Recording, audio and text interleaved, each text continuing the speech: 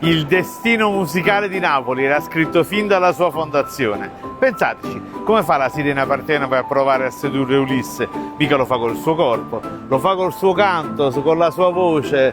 Questo vuol dire che il germe della musicalità, che Napoli sarebbe stata una città di musica, questo era già scritto nel momento della sua fondazione.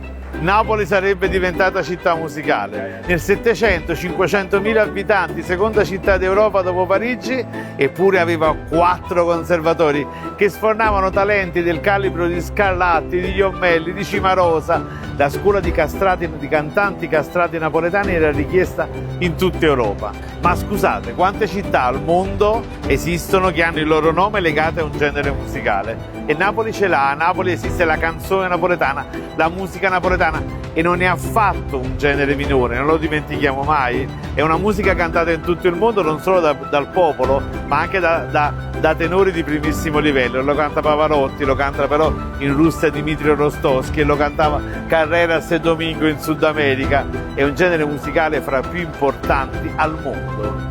Che Napoli fosse una città musicale lo aveva capito anche un ragazzo di 18 anni, quello che il 10 maggio 1734 entra a Napoli accolto dalla nobiltà partenopea, Carlo di Borbone. Nasce il periodo di governo Borbone sulla città di Napoli. Solo 3 anni dopo, nel 1737, Carlo aveva capito che la qualità di una casata reale non si misura solo sulle realizzazioni sociali, architettoniche, stradali, ma si misura pure sulle opere culturali e artistiche che vengono prodotte, e capisce che lui deve dare a questa città musicale, 4 conservatori, un proscenio di primissimo livello, e decide allora la costruzione del teatro lirico più grande e più bello d'Europa, il Teatro San Carlo. Non c'è nulla in tutta Europa che non dico si avvicini a questo teatro, ma ne dia la più pallida idea, perlomeno. Lo dice Stendhal quando visitò questa meraviglia. E giusto per mettere una stellatella, insomma, all'etnia napoletana,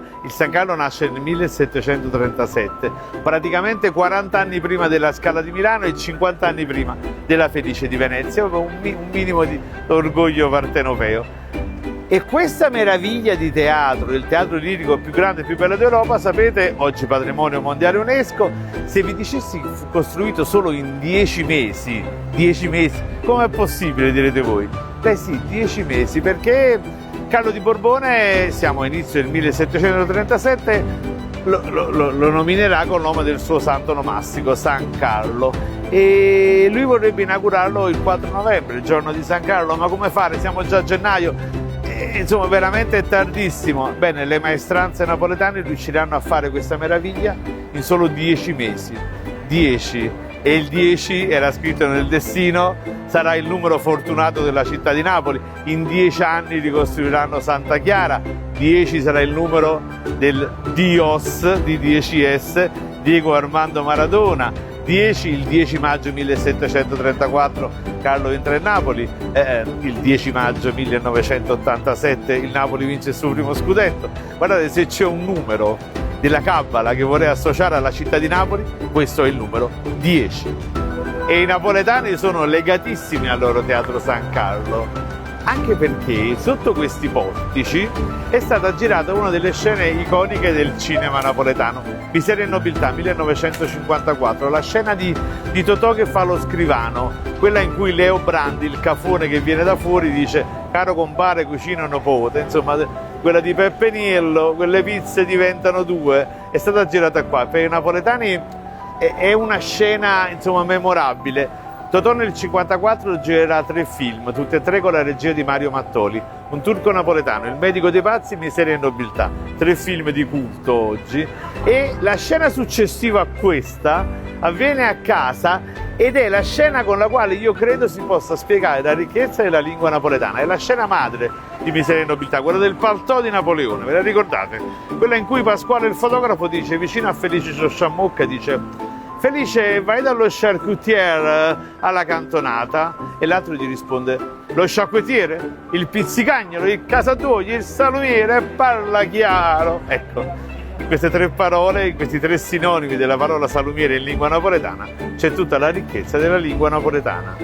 E beh certo, perché charcutier è un francesismo, Sì, fin dal 600 qui bisogna parlare francese, mangiare francese, vestire alla francese. Beh, solo che poi in alto gallico charcutier significa letteralmente carna cotta, solo che detto in francese è nobile, charcutier, charcuterie, detto in napoletano o carna cuttara, diventa subito volgare. Mentre la prima è una parola francese, la seconda è uno spagnolismo, pizzicagnolo, viene da pinchar, pizzicar, questa abitudine che hanno gli spagnoli di mangiare questi bocconcini pronti, no? Le tapas diremmo oggi. Però pensate un attimo che ricchezza lessicale, 2 parole consecutive, 2 dominazioni straniere diverse. Ovviamente non sapremo mai se tutto ciò era scritto nella sceneggiatura di Mario Mattoli o se era stata un'improvvisata di Totò che ne faceva tante davanti alla telecamera.